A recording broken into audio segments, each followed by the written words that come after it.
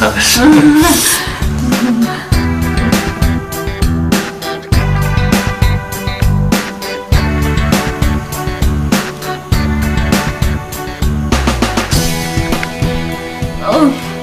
O, przepraszam. Ale nic się nie stało. No, to pewnie siostry. Naprawdę nic się nie stało.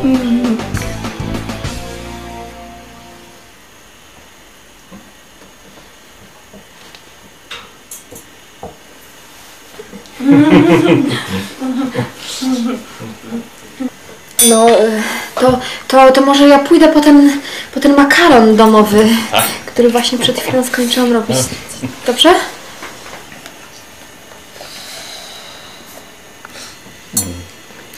Ja panią bardzo przepraszam, pani Bugi, że tak trochę podstępem tutaj tak się wprosiłem, ale... Lubi pan makaron domowy, tak? Bo jeszcze nie kosztował naszego makaronu. Nie jem makaronu, ale tak wprosiłem się, żeby jeszcze raz pani podziękować. Wie pani, do pracy nie mogłem iść przecież z kwiatami, ale pani siostra mówiła, że jest dobrą kucharką. Wspominała coś o makaronie, więc przyszedłem jeszcze raz, żeby pani podziękować i ucałować pani rączki.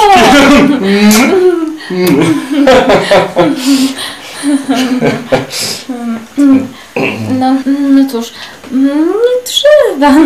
To moja zwykła praca. Ja za to biorę pieniądze. Kwiaty oczywiście są prześliczne.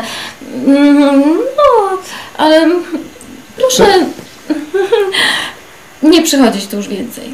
No i teraz może...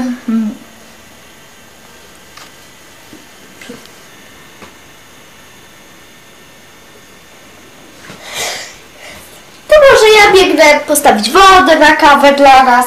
Zostało jeszcze troszkę krakersów. Nie zjadam wszystkich.